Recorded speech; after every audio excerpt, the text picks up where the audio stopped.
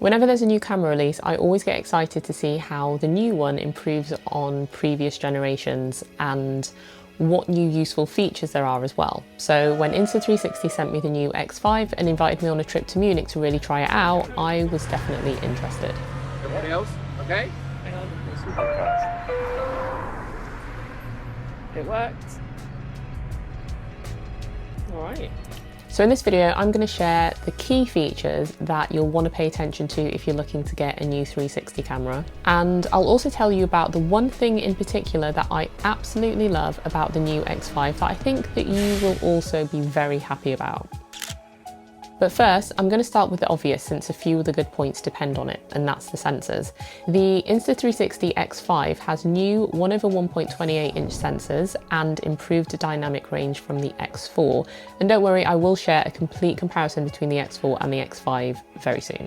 But yeah, the image quality is very good, especially when you have incredibly well lit scenes in daylight, which is pretty much the same for most cameras, most small cameras anyway. The X5 also has active HDR, but considering I only shoot in 8K for the absolute best quality when reframing and exporting, I couldn't actually make use of it as it's restricted to 5.7K. But when I was backlit and I was shooting in 8K, so there was no HDR, the quality still looked good and I'd 100% still use that footage. This is with the sun directly on me, and yeah, 8K like I said. And where's my car? Over there, parked next to the stop sign. But it doesn't stop there because the quality isn't just great only in daylight.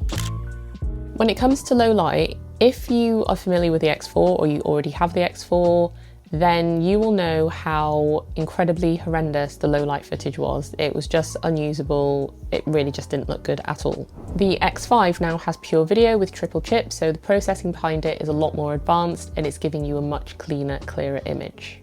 I gotta say, looking at this screen, the pure video footage looks pretty damn good.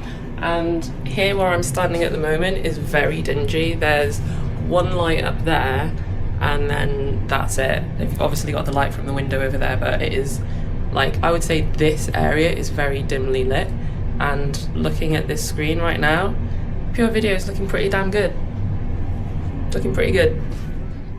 And I know some of you angry people are going to be shouting at the screen, no one should use action cameras in low light, they're not made for that, there are better options, blah, blah, blah, blah, blah, blah, blah. But guess what? For someone who wants the best they can get in one package, the X5 is very much looking like that everyday camera for a lot of people, in my opinion. And there's another reason why I believe this is the case, and that comes down to what you actually do with the footage once you've filmed it. Now, from what I've read in many comments about the videos I've created about 360 cameras, a lot of people are torn given the fact that the workflow with a 360 camera is so much more intense than just shooting with a traditional action camera. Because with a 360 camera, sure, you have that freedom of being able to capture everything around you without worrying that you're missing out on any action that you otherwise would not have been able to shoot simultaneously.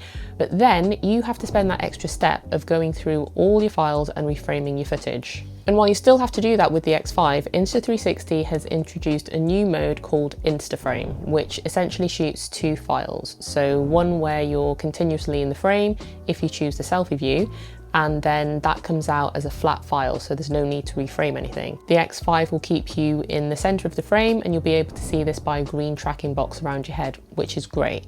But then it also saves a complete 360 file so that you can then, and this is how I would personally use it, go through that 360 footage and get B-roll to run over my main A-roll if I wanted to. But you could also just switch between selfie view and the rear camera view whilst recording as well, if you're in arm's reach. So imagine you're doing an explainer video, for example. You could essentially have a tight shot or a shot like this where you're talking to the camera, and then you could also have a demonstration shot where you're actually showing what you're doing whilst you're talking.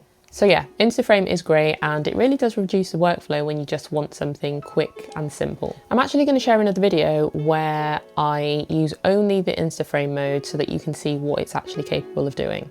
Now, one of the things about the X4 and the X3 that I think a lot of people really disliked, myself included, is the fact that if you were to damage one of the lenses, then you would, or both of them, then you'd have to send the camera away to be repaired, or you'd just end up having to get a new camera.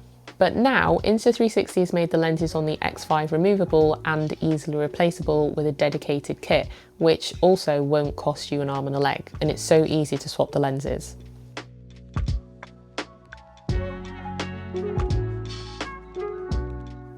That alone is such a worthy upgrade because it means that it gives you the freedom to get the risky shots that you'd love to get but might have been put off getting in the past.